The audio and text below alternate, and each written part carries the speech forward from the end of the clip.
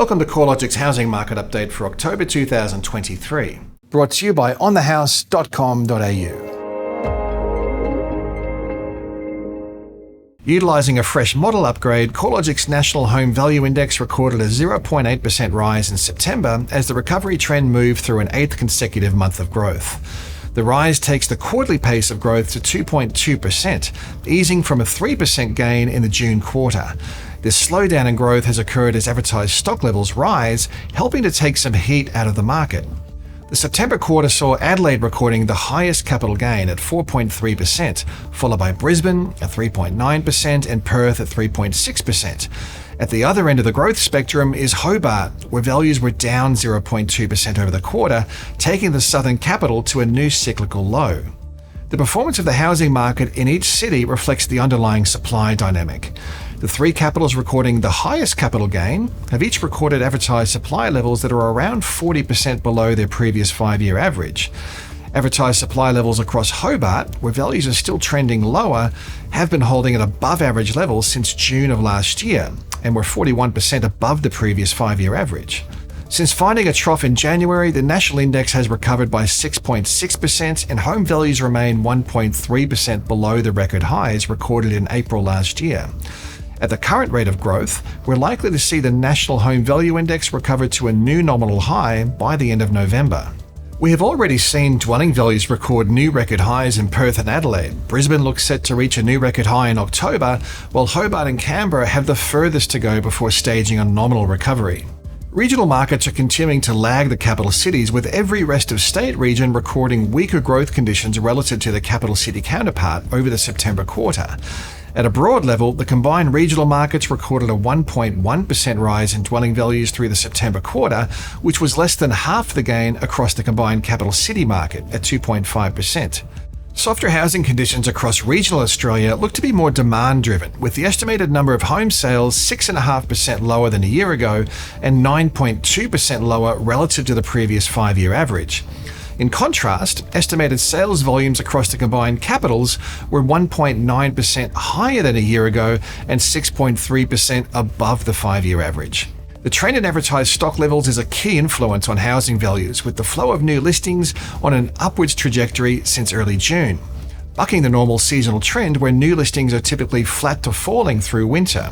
As the number of freshly advertised properties increases, there's also been an upswing in the total number of homes advertised for sale.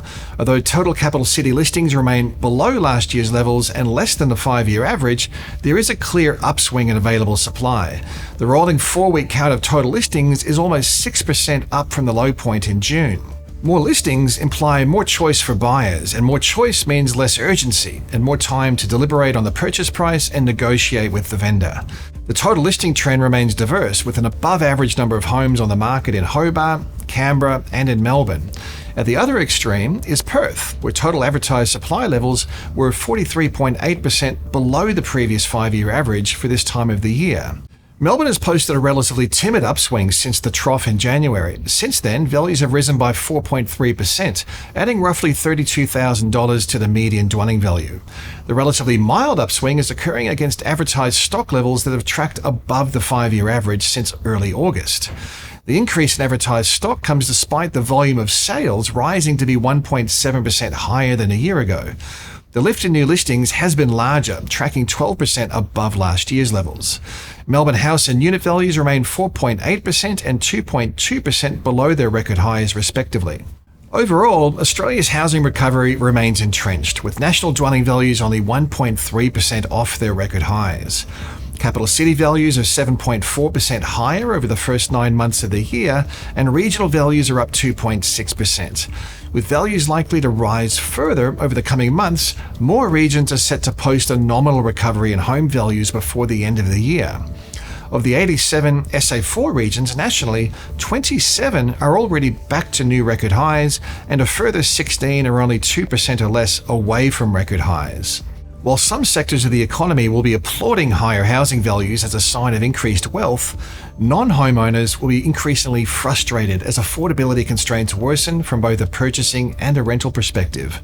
CoreLogic's latest national affordability metrics to June this year show the ratio of dwelling values to household incomes and the time it takes to save for a deposit is once again rising as housing values increase faster than nominal incomes.